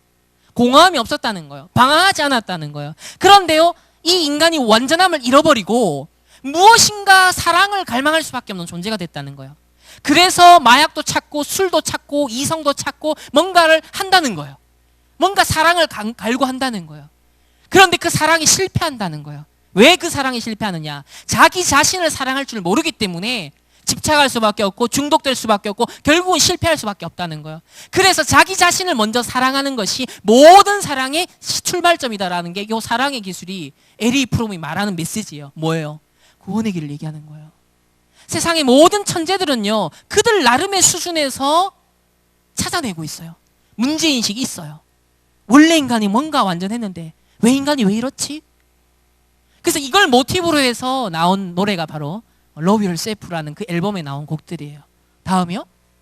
그래서 인트로 곡에서 뜻밖의 재미, 우연한 발견하면서 톡 건드렸는데 환상적인 세계로 또 각성해서 들어갑니다. 다음이요. 그래서 이 마약 선인장이라고 알려지는 페요트라는 것도 실제로 있습니다. 다음이요. 실제로 페요트에 중독되고 이 환각 상태에서 지금 그림을 그리고 뭔가 그래픽 디자인을 한 사람의 지금 작품이에요. 뮤직비디오의 내용하고 되게 비슷해요. 추락하고 막 날아다니고 옷의 휘황찬란한 색감을 연출하고요. 다음이요. 그래서 가장 메인 곡이 DNA예요. 우리 육체적으로 보면은 DNA가 가장 근본적인 거죠. 우리 그 인간의 근본이 가장 원하는 게 뭐냐는 거예요. 가장 근원적인 쾌락이 뭐냐는 거예요. 가장 근원적인 만족이 뭐냐는 거예요. 그래서 아까 전에 love yourself, 네 자신을 사랑하는 것이다. 가장 네 근원부터 네 자신을 사랑하되 너의 가장 근원이 뭐다? DNA까지. DNA 차원에서 사랑하라는 거예요. 그러면 이 DNA를 자각하고 우리에게 가장 쾌락과 만족을 주는 게 뭐냐라는 설명하는 거죠. 다음이요. 그러면서 어딘가에 중독되어가는 이 인류의 모습을 보여줍니다. 다음. 그러면서 이제 이게 마약하는 장면이죠. 다음. 저는 이 퍼포먼스 하나에서 사실 시작했어요. BTS에 관심이 없었다가 뮤직비디오를 보다가 이거 뭐지?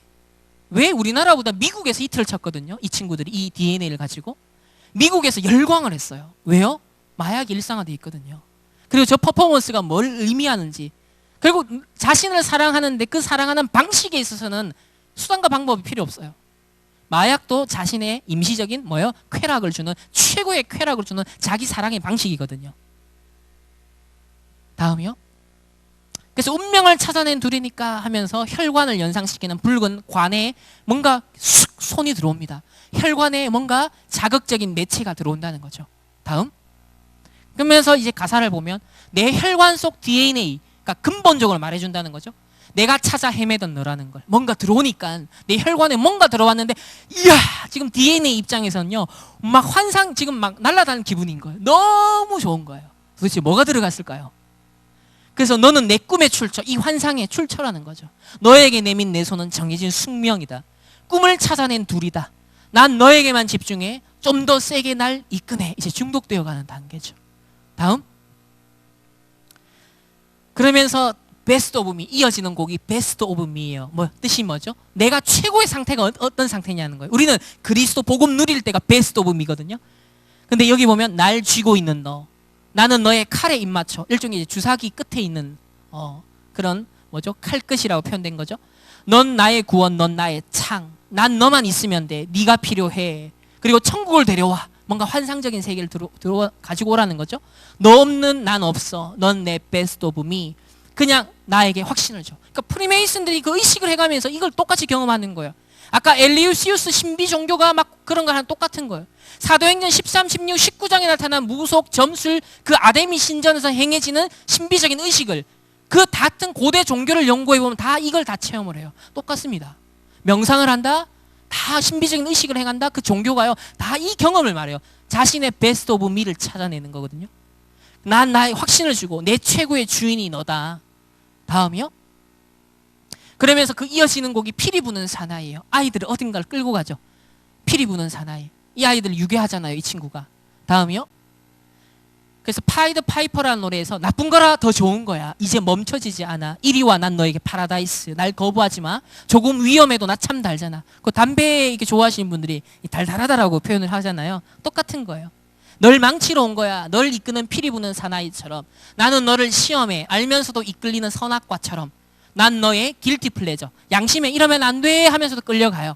그러나 빠져나올 수 없어요. 그래, 내가 좀 위험해. 나도 나를 감당 못해. 만약에 내가 널 망치고 있는 거라면 나를 용서해줘. 넌 나 없이 못 사니까. 이제 완전 중독된 상태죠. 사실 저는 이 노래 가사만 보고 이거 마약에 대한 상당히 간접적으로 드러내는 하나의 표현이다. 이걸 미국에 있는 애들이 읽어내는 것이다 라고 생각만 했었거든요. 내심. 근데 얼마 전에 사실을 알게 됐어요.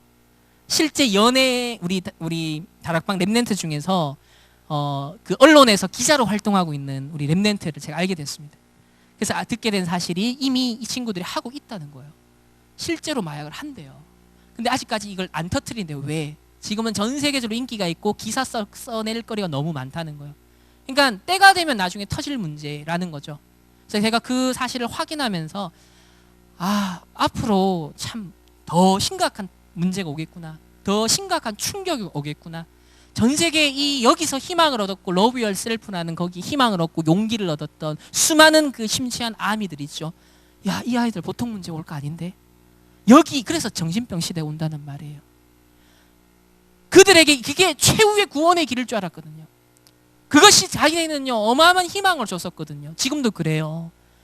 그런데 그 환상이 깨지면 어떻게 될까요? 어쩌면 제 심지어는 이 얘기를 어떤 랩런트 했더니요, 자기 사촌, 자기 랩런트, 그 랩런트가 자기 사촌한테, 이 암이에요, 암이. 사촌 아이한테 얘기를 했더니 심지어 랩런트인데요, 그래도 마약을 해도 따라갈 거래요. 그러니까 이게 밝혀져도 나중에 거기서 답을 얻고 희망을 얻고 용기를 얻었던 친구들은요, 뭐예요? 기준이 없는 거예요. 사단이 이끌고 가도요, 따라간다는 거예요. 그러니까 창세기 3장의 일이 지금도 똑같이 일어난다는 거죠. 그러니까 모든 아이들이 그러냐? 그렇지 않아요.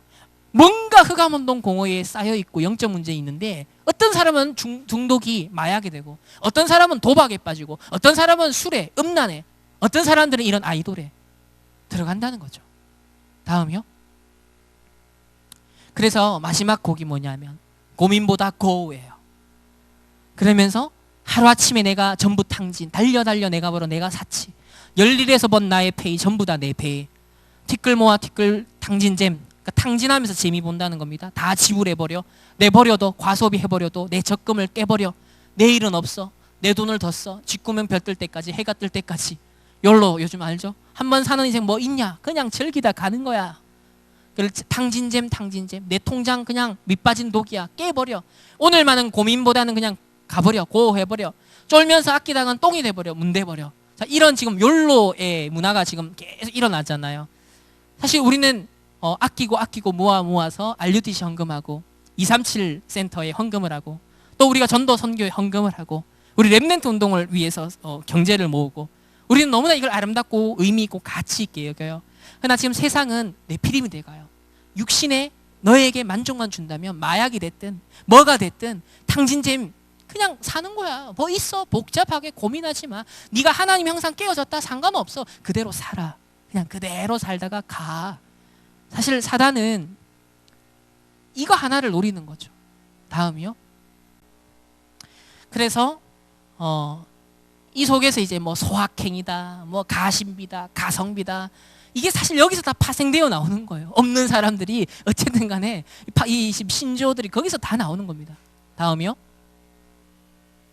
이제 현실로 돌아오면 이제 어려웠고, 현실이 어렵다. 그러니까 노력해도 소용없다.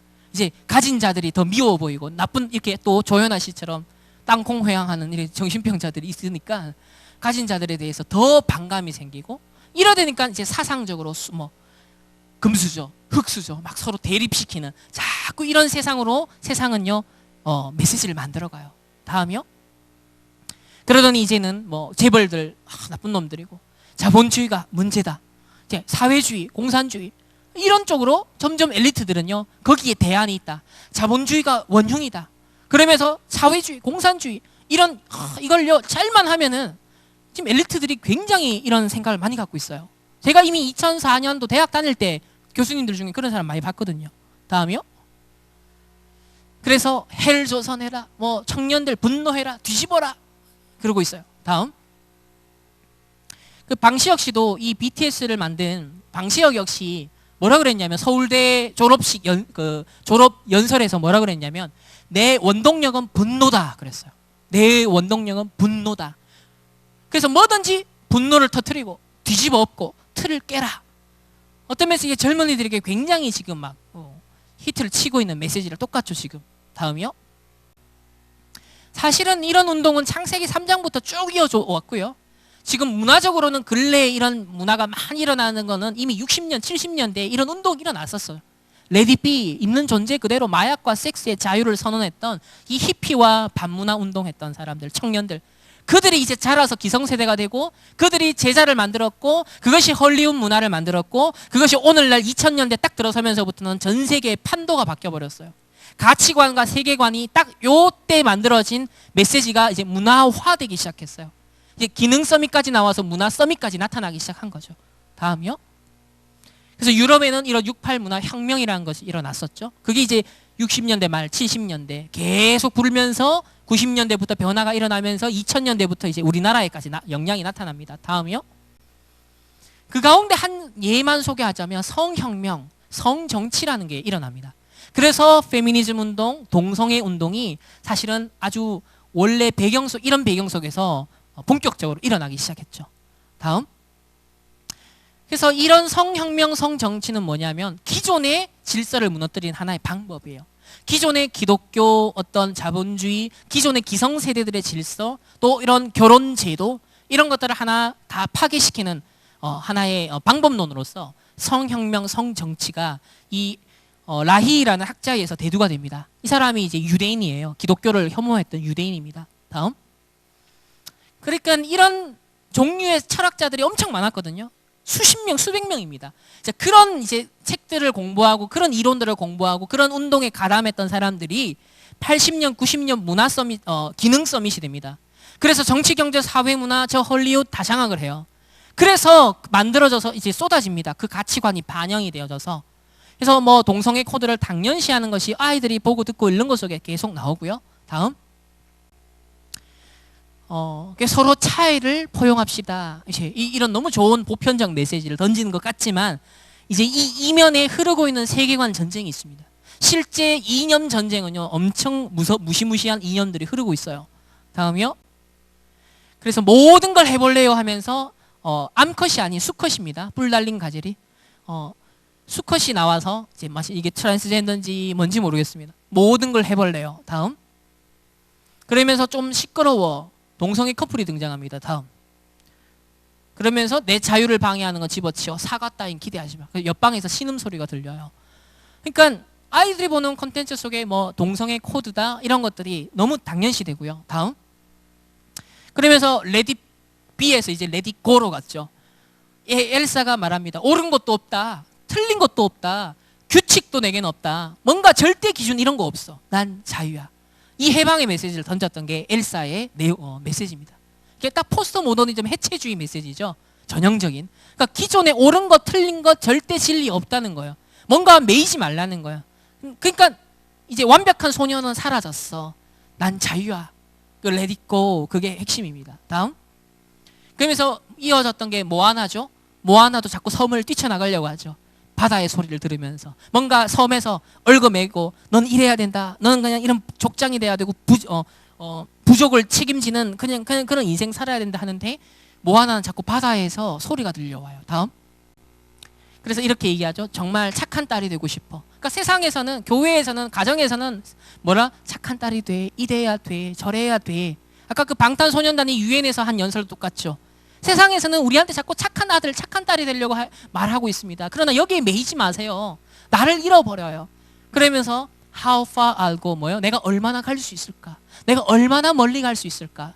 이 어떤 희망을 노래합니다. 그래서 하라는 대로, 가라는 대로, 그 시키는 대로 말하지 말고 내가 원하는 저 바다에 들려오는 소리를 향해 내가 가고 싶다. 그 내용이요. 다음이요. 이번에 지금 1000만 명이 이제 넘어선 굉장히 롱런하고 있는 이 알라딘 역시도 똑같은 흐름이에요. 저는 알라딘이 안 보이고 자스민 공주가 보였어요. 왕국의 지도자 술탄을 꿈꾸지만 현실적인 편견의 벽에 가로막혀서 자기 자아를 실현 못하고 다른 왕국의 왕자와 결혼을 해야만 하는 그런 운명의 여자였어요. 근데 이걸 거부하고 이제 세상을 향해 당당하게 소리치면서 스스로 자기 자아를 실현하는 우리 자스민 공주가 나옵니다. 다음이요. 그러면서 뭐 울컥하게 만드는 장면이 또 나왔어요. Speechless. 이제 소리 이제 뭐요? 소리 칠 거라는 거예요. 더 이상 내 가슴에 여자들의 한을 담아두지 안 되겠다는 거예요. 이때까지 여자들이 이렇게 억울했지 않냐? 세상에 여자들을 억눌러 왔지 않냐? 이렇게 피해를 받지 않냐? 여자들이여 일어나서 소리 질러라. 이제 터뜨려라. 그래서 그들이 날 숨막히게 해도 난 숨 쉴 거야. 날 우습게 보지 마. 난 내가 침묵하지 않을 거야. 변하지 않는 모든 규칙과 말들, 아주 오래되고 굽히지 않는 것들, 내 자리에 있어. 그냥 있는 그대로 있어. 보고도 못 들은 척해. 자, 이렇게 세상은, 남자들은 우리 여자들의 요구를 한다. 이제 그 이야기는 끝났어. 왜? 나는 무너질 수 없거든 하면서 이제 폭파시켜버립니다. 이게 이제 지금 페미니즘과 아까 전에 말했던 그 60년, 70년대 있었던 그 문화혁명의 세계관과 함께 흘러나오면서 이제 역사 속에 여자들이 억울하고 억눌리고 많이 피해를 받는 이제 사실이 있죠. 그래서 그 상처가 만나버리니까 이제는요 이런 폭파들이 일어나는 겁니다. 다음이요.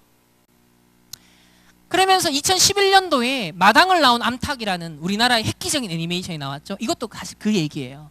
마당을 나왔다 뭐요? 암탉이 맨날 그냥 기계적으로 알만 놓는 그 자리에 늘 있어야 된다라고 생각하는 그 상식의 틀 깨고 나오라는 거예요. 그게 그래서 마당을 나온 암탉이에요. 그러니까 우리가 그냥 애들 애니메이션이고 뭐 영화다 드라마다 아니에요. 그걸 작가들은요 세계관 철학이요 무장돼 있는 사람들이에요. 천재들이에요.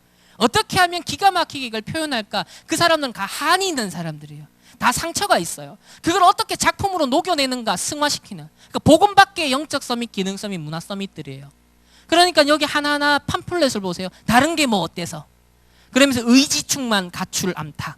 또 뭐예요? 모전자전 반항 오리. 그러니까 똑같죠. 던지는 메시지가. 다음. 그리고 이 감독이 만든 그 다음 나온 작품이 언더독이에요. 그러니까 언더독은 뭐 유기견들요. 세상에 버려진 싸움에서 진. 그러니까 소수자들 얘기예요. 차별받는 사람들. 네가 을이다라고 생각하는 그 얘기예요. 그래서 집 남은 고생? 아니 개꿀잼이다. 사냥이 제일 쉬웠어요. 근데 뭐요? 수컷이 아니에요. 암컷이에요. 그러니까 기존에 우리가 상식이라고 알고 있는 틀을 의도적으로 뒤집는 하나의 메시지들인 거죠. 다음이요.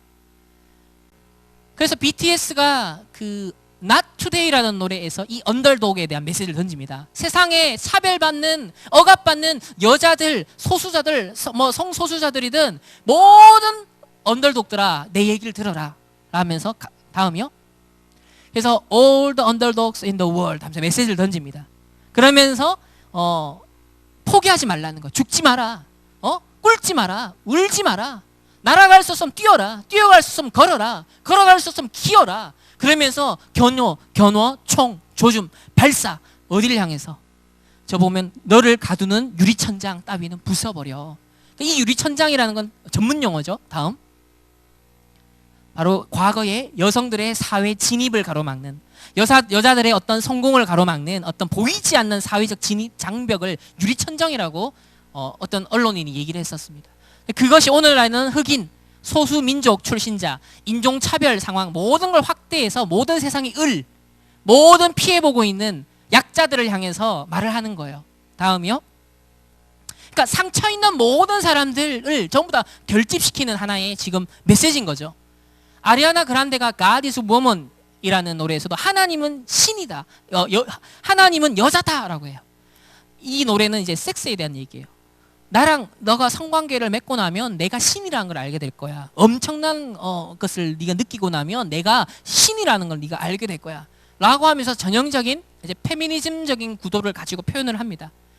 그러면서 이제 남자들은 되게 뭐예요? 작은 캐리커처처럼 표현을 하고 막 욕설을 하니까 생각하는 로댕에 생각하는 사람 딱 그 장면을 연출을 하면서 여자들이 이제 굉장히 여유 있는 모습으로 딱 이렇게 표현을 합니다. 다음이요. 이제 마지막 이 어벤져스도 똑같은 내용이에요. 엔드게임도 무슨 엔드게임 이제 엔드는 끝이라는 거죠. 어떤 걸 끝내냐는 거예요. 무엇을 끝내냐는 거예요. 다음이요. 여기서도 보면 주인공들이 이 영웅들이 바뀝니다. 여성, 흑인, 성소수자 이런 질서가 바뀌는 거죠. 그래서 마지막에 보면은 남자 토르가 남자 이제 백인이죠. 이제 여자 흑인에게 왕좌를 넘겨주고요. 또 남자들이 전형적으로 영웅으로 활동했던 것이 이제 여자들이 힘을 연대해서 힘을 모아서 마지막에 결정적인 역할을 영웅으로 나타나고요. 그러면서 흑인이 또 영웅화 되어지고요. 자, 이렇게 어떤 면에서는 사회적인 필요한 요청들에 따라서 이런 지금 문화들이 나타나고 있어요. 다음이요. 근데 문제는 이 디즈니죠. 전부 다 이 배경에 있는 게 디즈니인데 디즈니는 이제 프리메이슨이었고 프리메이슨이 만들었고 오늘날 3단체가 가장 이제 활용을 하는 플랫폼입니다. 이 케빈 파이기가 현재 마블의 수장인데 케빈 파이기가 뭐라고 그랬냐면 이 마블 시리즈의 세계관은 바로 소수자들에 대한 이야기라는 거예요. 영웅에 대한 이야기인 것 같지만은 소수자들의 이야기. 그러면서 앞으로 이제 어떤 영화를 만들 거다? 이제 엔드게임이 딱 끝나면 기존의 전형적인 백인 남자 중심의 영웅이 아니라 이제는 성소수자, 또 여자, 또 어떤 흑인, 기존의 질서에서 어떤 면에서는 약간 을의 위치에 있었던 억압받았다고 생각하는 모든 사람들을 이제 영웅화시키는 거예요. 그래서 그 다음 시리즈 이터널이라는 작품이 나옵니다. 거기는 이제 게이 영웅이 나옵니다. 다음. 그래서 마블 게이 히어로 이어서 무슬림 히어로 영화를 이제 여자 무슬림이 히어로 나옵니다. 그러니까 이렇게 기존에 있는 질서를 끝냈다라는 것이 바로 엔드게임에 던지는 사회적 정치적 메시지예요. 다음이요. 저 문제는 세상은 이렇게 어떤 면에서는 당연히 여성들이 힘들었고 상처가 있고 억압을 받아왔던 현실이 있거든요. 근데 문제는 뭐냐면 사단이 이런 상처를 틀린 창세기 3장의 메시지와 세계관을 접목을 시켜서 상처 속에 빠지게 만들어요. 상처를 힐링해주고 위로해주는 것 같지만은 사실상은 하나님의 형상을 회복하는 쪽이 아니라 하나님의 형상을 더 깨뜨리는 쪽으로 간다는 거예요. 우리가 복음 안에서 사실 진정한 치유가 있고 복음 안에서 상처가 치유돼야 되는데 복음 안에서 우리의 가치관도 회복되고 세계관도 회복이 돼야 되는데 사탄은 12가지 영적 문제를 더 심고 그걸 더 내고 더 벌리고 그래서 더 흑암을 심는 쪽으로 속이는 힐링 사역을 하고 있고 속이는 사실 문화 이런 흐름들이 나타나고 있다는 거죠. 그래서 왜 앞으로 제1, 2, 3, 4, 5 RUTC 시대 우리가 왜 복음 가진 렘넌트들이 각계각층이 일어나서 왜 영적 서밋, 기능 서밋, 문화 서밋으로 빛을 비춰야 될까요? 아까 60년, 70년대에 이런 어떤 혁명을 일으켰던 문화적 혁명을 일으켰던 사람들이요 30년이 흐르면서 현장의 시스템을 다 장악해버렸어요. 그렇기 때문에 지금은 그들은 캠프를 하는 단계입니다. 시스템이 준비되어서 문화적으로 캠프를 하는 거예요. 이건 막을 길이 없습니다. 우리가 이거 절대 못 막아요. 그러면 오늘 제가 이거 1시간 얘기하고 나면 BTS 음악 우리 애 듣는지 안 듣는지 당장 확인해야겠어. 디즈니 이런 마블 절대 보면 안 돼. 이렇게 하면 안 된다는 거예요. 그래 되면 우리가 보고 듣고 읽고 즐길 게 하나도 없어서요. 흑암 문화, 사단 문화 맞아요. 중요한 건 뭐다? 분별할 수 있는 눈을 기르는 거예요. 하지마 이게 아니에요. 보지마 이게 아니에요. 오히려 그 속에 어떻게 창세기 3장의 사단이 역사하고 있는지를 한번 봐봐. 왜 세상에 그리스도가 필요한지 알고 보면 하나님 떠난 인간이 방황하다가 구원의 길을 찾고 있는지 덜커덩 어디에 그 메시지가 꽂힌 거예요. 페미니즘에 그냥 빠지는 게 아니에요. 동성애 그 좋은 그냥 빠지는 게 아니에요. 마약 그냥 빠지는 게 아니에요. 그 사람에게는요 BTS 그냥 빠지는 게 아니에요. 그 사람에게 있어서는 그게 구원의 길로 보였기 때문인 거예요. 모든 인간은 구원의 길을 찾습니다. 근본적으로 하나님을 만나야 되는 해결되는 이 12가지 문제예요. 다음이요. 그래서 저희들에게 62가지 세계관의 틀을 주셨어요. 1, 3, 8 그리스도 하나님 나라 성령 충만 이걸로 오직 하는 이걸로 각인 뿌리 체질하는 그 언약의 여정의 CVDRP를 주셨어요. 이게 우리의 세계관입니다. 이게 우리의 가치관이에요. 전에는 뭐예요? 불신자 세계관, 불신자 가치관 창세기 3장 이후로 왜곡되고 오염되어 버린 우리의 생각과 마음과 영혼이 이제는 하나님의 형상을 회복했기 때문에 영혼이 우리가 구원받았기 때문에 성령이 내주하시기 때문에 이제는 뭐예요? 우리의 생각의 시스템도 바뀌어야 돼요. 우리의 가치관의 어떤 우리의 감정의 시스템도 바뀌어야 돼요. 우리의 의지가 작동하는 방식도 재창조돼야 돼요. 그게 바로 이 62가지 속에서 나옵니다. 내가 기존의 사고방식, 기존의 감정 처리하는 방식, 기존의 내가 의지를 사용하는 방식이 아니라 사단에게 세상에 길들여진 방식이 아니라 하나님에게 길들여진 하나님의 말씀에 길들여진 우리의 지정의를 회복할 수 있도록 그게 바로 세계관인 거죠. 다음이요. 그래서 오늘 본문 말씀입니다. 신명기 5장 6절 보면요. 우리는 이 보통 보면 렘넌트에게 언약을 각인시키고 복음을 각인시키고 전부 다 이 메시지를 렘넌트를 대상화해서 우리는 생각을 하거든요. 근데 5, 6절은 부모들에게 하는 얘기입니다. 7절이 렘넌트에게 하는 얘기예요. 한번 보십시오. 5, 6절 부모들에게 너는 마음을 다하고 뜻을 다하고 네 힘을 다하여 네 하나님 여호와를 사랑하라. 오늘 내가 너에게 명하는 이 말씀을 너는 마음에 새기고 이 일이 먼저 일어나야 돼요. 우리 렘넌트들을요 복음 각인시켜야 돼. 말씀 각인시켜야 돼. 자 바로 이렇게 들어가 보면 이 잔소리로 벌써 쌓이기 시작해요. 어릴 때도. 그러나 이런 증인이 돼요. 마음과 뜻과 힘을 다하여 여호와 하나님을 우리 엄마가 사랑하는구나. 우리 아빠가 하나님을 경외하는구나. 이 말씀을 너는 마음에 새기고 우리 교사들에게 먼저 각인해라 라는 얘기예요. 다음이요. 그리고 그걸 가지고 네 자녀에게 부지런히 가르치며 집, 길, 누워있을 때, 일어날 때 말씀을 뭐다? 강론해라. 근데 우리 이것만 막 하려고 하잖아요. 앞에 거 싹 빼놓고 이것만 주거장창 붙잡고 하려고 하니까 애들 질려버리는 겁니다. 지금 청소년 신학원 온 애들 상태가 딱 그래요. 80% 이상 그렇습니다. 우리 청소년들이 그래요. 왜? 어릴 때부터 뱃속에서부터요. 복음 각인 맞는데 그 각인이 앞에서 말한 하나님을 마음과 뜻과 힘을 다하여 사랑하는 그 증인을 집에서도 보고 교회에서도 보면서 자라나면 복음이 너무 좋은 거구나. 너무 의미 있는 것이구나. 너무 행복한 것이구나. 너무 가치 있는 것이구나. 자, 이렇게 증인으로 본 상태에서 부지런히 가르치면요. 그게요. 피가 되고 살이 되거든요. 근데 이게 오늘날 실패되니까요. 앞에서 말한 레디비, 레디꼬가 나오는 거예요. 왜?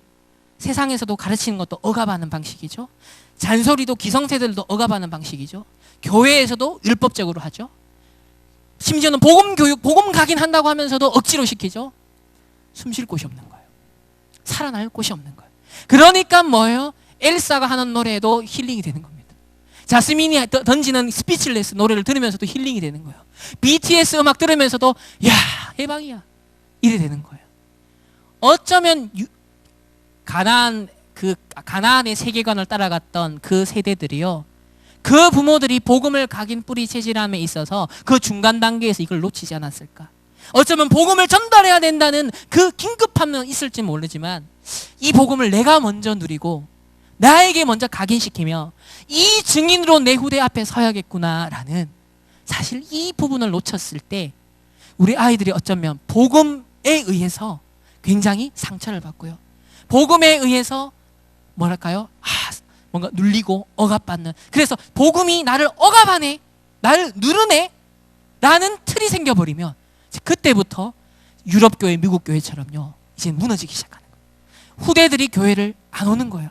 뛰쳐나가는 거예요. 왜? 복음 들어야 사는데 복음 들을 곳이 없고 복음의 증인을 봐야 사는데 복음 증인 볼 곳이 없어지나 버립니까? 그러니까 메말라버리고 이탈해버리는 일들이 생겨났던 거거든요. 그래서 하면 이 말씀이 그래서 다음이요. 이것도요. 누구에게 명령하는 거죠? 너는 그랬습니다. 우리 렘넌트의 손목을 묶지 마십시오. 우리 렘넌트 이마에다 막 붙이려고 하지 마십시오. 집 문설주 바깥에 막 기록하려고 각인시켜야 돼. 아니에요. 이거 누구에게 지금 하는 거냐? 부모, 교사들에게 하는 얘기예요. 우리가 조용히 하나님 앞에서요. 손목에 기호를 삼고 미간에 표로 삼고 집과 그러니까 문 현장에서나 다시 말하면 교회에 올 때 엄마나 집에서 엄마나 일관성이 있네. 복음이 이중적인 게 아닌 거구나. 사실 이걸 우리가 100% 지킬 수 없거든요. 그렇지만 우리의 연약함을 있는 그대로 인정하고 엄마도 복음이 필요한 연약한 사람이야. 우리가 감추고 덮고 그러면서 잔소리만 하고 이게 아니라 나도 이렇게 연약한데 하나님은 필요해. 이해해 주렴. 같이 기다려 주렴. 우리 함께 하나님 바라보자. 우리 함께 예배 승리하자. 우리 함께 복음 안에 집중해 보자. 만약에 이 포럼이 일어난다면 부모님의 부족하고 연약한 모습에 렘넌트를 실망 안 합니다. 근데 이게 안 되면요. 세상에서 던지는 사단의 메시지가 복음이 돼요. 그래서 레디비 같이 레디고 하고 싶어져요. 모든 틀을 깨라. 거기에 그래 똑같이 그 틀을 깨고 싶어져요. 그게 교회사의 흐름이었습니다. 우리는 지금이나 끝까지 복음의 증인 되어야 됩니다. 우리 전도자를 통해 뭘 느끼고 있습니까? 류 목사님 통해서 뭘 느끼십니까? 어떤 거에도 걸리지 않는 분이잖아요. 복음은 저런 거구나. 복음은 살리는 거구나. 복음은 힘주는 거구나. 복음은 희망이 있는 거구나. 그걸 느낄 때 살잖아요. 우리의 영혼이 살거든요. 그걸요 교회에서 우리 집에서 우리 교사를 통해 우리 부모님을 통해 완벽하지 않지만 우리 류 목사님이 아니거든요. 그러나 함께 복음이 필요한 존재로 함께 인정하고 우리가 함께 그 포럼이 일어난다면 엄청난 각인과 치유가 일어날 것입니다. 특별히 우리 트리니티 교회에 이번 여름에 중요한 우리 리더와 렘넌트 대회와 또 교회 아마 훈련들이 있겠죠. 그 시간을 통해서 정말 복음이 정말 복음으로서 전달되어지고 치유의 역사가 일어나서 하나님이 원하시는 이 보십시오. 사단의 서밋들이 일어나서 사람들을 다른 복음의 길, 다른 구원의 길로 틀린 구원의 길로 그냥 창세기 3장의 나를 사랑하라는 메시지로 임시적인 힐링을 주고 있잖아요. 우리는 진정한 힐링을 할 수 있고 진정한 치유를 할 수 있는 그 복음을 가졌기에 소중하게 여기고 가치 있게 우리의 세계관, 가치관을 하나하나 준비하면서 정말 이 시대의 재앙의 흐름을 막고 방주 운동을 하며 영적 서밋, 기능 서밋, 문화 서밋을 키워낼 수 있는 그런 귀한 우리 트리니티 교회가 되기를 소망합니다. 기도하겠습니다. 하나님 감사합니다. 이 시대의 복음 전도 운동, 렘넌트 운동에 하나님 우리 트리니티 교회를 세워주시고 또 지금까지 인도하여 주신 것을 감사를 드립니다. 하나님 세상의 틀을 바꾸라라는 우리 이번 세계 렘넌트 대회의 주제의 말씀처럼 세상에서 보고 듣고 읽고 경험한 또 상처와 결부되어져서 사단의 것들이 알게 모르게 우리에게 각인된 것들이 나의 세계관을 형성하고 우리의 가치관을 형성하며 우리의 삶의 운명을 좌우하는 이때에 정말 하나님의 복음의 말씀을 먼저 우리가 마음에 새기고 힘과 마음과 뜻을 다하여 먼저 여호와를 사랑하라는 그 말씀이 우리 자신들에게 먼저 성취되어지게 하여 주옵소서. 그래서 우리 가정이 우리 렘넌트들이 복음을 경험하고 복음을 보는 미션홈이 되어지게 하여 주옵시고 이 교회가 우리 렘넌트들이 복음을 보며 전도자를 보며 복음이 얼마나 소중한 것인지 전도운동, 선교운동이 얼마나 소중한 것인지 하나님 그 가치를 발견할 수 있는 그런 RUTC의 현장이 되어질 수 있도록 하나님께서 축복하여 주옵소서. 감사드리며 살아계신 예수 그리스도의 이름으로 기도합니다. 아멘.